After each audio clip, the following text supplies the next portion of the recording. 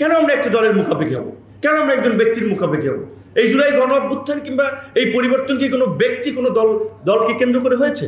আজকে আপনারা জুলাই নিয়ে আলোচনা করছেন, জুলাইয়ের শহীদদেরকে সবাই শ্রদ্ধা জানাচ্ছেন, দোয়া করছেন, কিন্তু এই জুলাইটাও কিন্তু এত সহজ ছিল না। পরিষ্কারভাবে জুলাইয়ের শুরুর দিকে কয়টা দল এই জুলাইয়ের পক্ষে ছিল, কয়টা দল স্টেটমেন্ট দিয়েছে, কয়টা দল কবে থেকে আন্দোলনে সর্বাত্মকভাবে যুক্ত হয়েছে আপনারা দেখেন। এই হিসেবগুলো কিন্তু আপনাদেরকে মেলাতে হবে। তাহলে আমি বলছি যে শেষ পর্যন্ত এটা পরিস্থিতিতে আসলে সবাই বলবেন যে প্রকৃতির কারণে বা প্রাকৃতিক কারণে বাধ্য হয়েছে কিংবা অংশগ্রহণ করেছে। উইলিংলি অনেককে বলেও আন্দোলন সংগ্রামে ঐক্যবদ্ধ করতে পারি নাই, যেই কারণে একটা পর্যায়ে আন্দোলন হয়েছে যুগপৎ আন্দোলন, একসাথে সম্ভব না, ব্যানারে মঞ্চে অনেক ধরনের ঝামেলা। তো যাই হোক, এই পরিবর্তনটা আমি মনে করি যে আল্লাহর একটা রহমত। আদারওয়াইজ এটা খুব বেশি সহজে সম্ভব ছিল, আমরা ধরেই নিয়েছিলাম। আপনারাও তো অনেকে বলতেন যে শেখ হাসিনা যতদিন আছে এই দেশে পরিবর্তন হবে না, শেখ হাসিনা যতদিন আছে শেখের বেটি ক্ষমতায় থাকবি। এটি কিন্তু অনেকে ধরেই নিয়েছে। অনেক বাঘা বাঘা রাজনৈতিক নেতৃবৃন্দ রাজনীতি ছেড়ে দিয়েছেন, দেশের বাইরে পরিবার পরিজন নিয়ে চলে গিয়েছেন। এখন দেশে এসে তো তাদের টাকা পয়সা ধরেন আগে যা লুকাই রাখছে সেগুলো আপনার সামনে আনছে। অনেকে যারা স্বীকৃত দুর্নীতি এবং অপরাধের কারণে শাস্তি পেয়েছিলেন আদালতের মাধ্যমে, তারাও অনেক এখন বঞ্চিত ছিলেন, নিপীড়িত ছিলেন, ভুক্তভোগী ছিলেন। এই অজুহাতকে সামনে এনে খালাস নিয়ে নিয়েছেন। অথচ এই আন্দোলনে কিন্তু তাদের সেই ভূমিকাটা ছিল না। তো আমি এই কথাগুলো বলছি এই কারণে যে বাংলাদেশের আমরা দুর্বৃত্তায়িত রাজনীতির পরিবর্তনের কথা বলে আসছি, লুটপাটের রাজনীতির পরিবর্তনের কথা আমরা বলে আসছি। আবার যখন আমরা এখন আলোচনা করতে যাচ্ছি, আমি এটা খুব আশ্চর্য হচ্ছি অনেকের কথা শুনে, যখন আপনারা ধরে নেন শেখ হাসিনার মতো কাউকে যে প্রচণ্ড রকমের শক্তিশালী, তার বিরুদ্ধে কথা বলা যাবে না, তাকে টলানো যাবে না, সে যেটা বলে ওইটাকে স্ট্যান্ডার্ড ধরে আমাদেরকে আগাতে হবে। এখানকার বক্তব্য উঠে এসেছে, দু একজন বক্তা বলেছে অমুক দল বড় দল, কাজী তাদের এই বিষয়ে কি মতামত, তাদের ছাড়া যাওয়া যাবে না, তাদের সাথে আলোচনা করে সমঝোতায় যে কেন আমরা একটা দলের মুখাপেক্ষি হব, কেন আমরা একজন ব্যক্তির মুখাপেক্ষি হব? এই জুলাই গণ অভ্যুত্থান কিংবা এই পরিবর্তন কি কোনো ব্যক্তি, কোনো দলকে কেন্দ্র করে হয়েছে?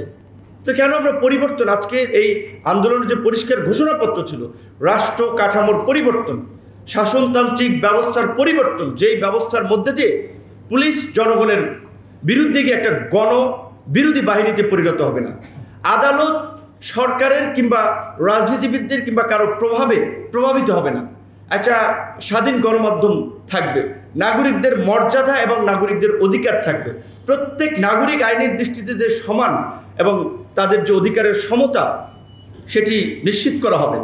তাহলে কেন আজকে আমরা কোনো দলকে মুখাপেক্ষি করে, কোনো দলকে সেন্টার করে আমরা আলোচনায় যেতে চাচ্ছি? এইটি হচ্ছে আমাদের আরেকটা নতজানু মানসিকতা। তো আমরা আগে একটা দলকে সেন্টার করে আমরা আগাতে চাচ্ছি।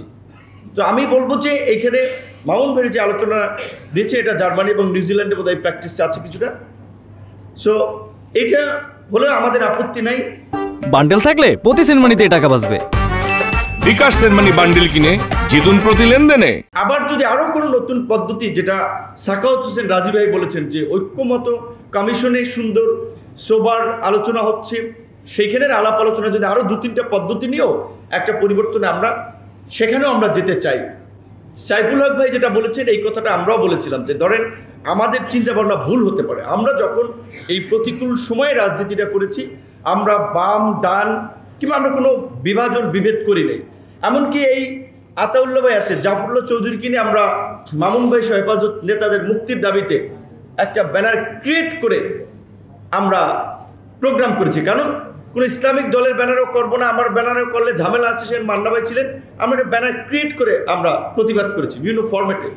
তো এমনকি কোনো দলের প্রোগ্রামে গিয়েছি, তারা বলেছে ভাই এখানে হেফাজতের নেতাদের নিয়ে কিছু বললেন না, বা মামুনুল হকদের মুক্তির বিষয় নিয়ে কিছু বললেন না। তারপর আমরা আমাদের যেটা আমরা বুঝেছি, আমরা কিন্তু স্ট্রেট ফরওয়ার্ড সব জায়গায় সেটা বলেছি। তো আজকে আমরা আমাদের দলীয় একটা পজিশন আছে, গণ অধিকার যখন 2021 সালে আত্মপ্রকাশ করে যে আমরা ভারসাম্যপূর্ণ সংসদের জন্য আমরা আনুপাতিকারে নির্বাচন চাই, কিন্তু আমরা বর্তমান সময় আমরা বলছি যে আমরা একা চাইলে তো হবে না, সব দল যদি একমত হয় আমরা সেখানে যেতে চাই, প্রয়োজনে আমাদের দলীয় পজিশন আমরা পরিবর্তন করতে চাই। তো আমরা আলাপ আলোচনায় দেখলাম যে বাংলাদেশের এখন যে একটা পদ্ধতি নিয়ে আলোচনা হচ্ছে যে দ্বিকক্ষ বিশিষ্ট সংসদ, লোয়ার হাউসে আসন আপার হাউজে 100 মোট 500, সেই আপার হাউজের 100 প্রাথমিকভাবে পেয়ার পদ্ধতিতে হবে। আমরা বলছি সেটাও যদি হয় আলহামদুলিল্লাহ, আমরা পুরোটা চেয়েছি, পুরোটা হয় না, অর্ধেক হচ্ছে।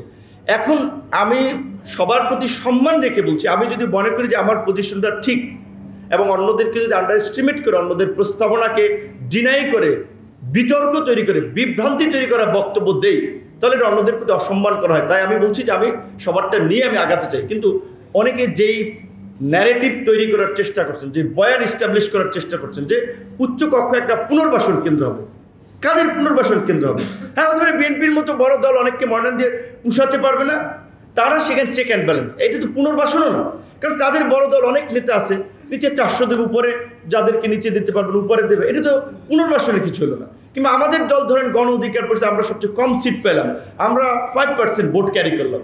তো আমাদের মতো দলে এখানে যে সমস্ত ইয়ং ছেলেপেলে আছে, এখানে তো 50টা ছেলেপেলে আছে অন্তত সক্রিয়ভাবে এমপি হওয়ার মতো, তাহলে 5টা পুনর্বাসনকে আমি তো ন্যায্যতাই নিশ্চিত করতে পারবো না। তাহলে এই যে পুনর্বাসন করার একটা কথাবার্তা বলে, মানে আপার হাউসকে কার্যত এটা আন্ডার এস্টিমেট করা, কিংবা এটার কোনো কাজ নাই, এটা দরকার নাই, এটা রাষ্ট্রের অর্থ ব্যয়, এই সমস্ত একটা বিভ্রান্তিকরভাবে উপস্থাপন করা হচ্ছে। এই কারণে আমি বলছি যে এই মানসিকতা আমাদের থাকা উচিত না। হয় আমরা আপার হাউজে যাই, কিংবা মামুন ভাইয়ের যে পদ্ধতি এখানে যাই, কিংবা আমরা মিক্স পদ্ধতিতে যে লোয়ার হাউজের 400-র মধ্যে আমরা ধরেন 200 আমরা ডাইরেক্ট পদ্ধতিতে যাই, কিংবা ফুয়াদ ভাই একটা কথা যেটা বলছে 100 ঘূর্ণায়মান পদ্ধতিতে যাই, হতে পারে। কিন্তু ব্যবস্থার আমাদের একটা পরিবর্তনে যেতেই হবে।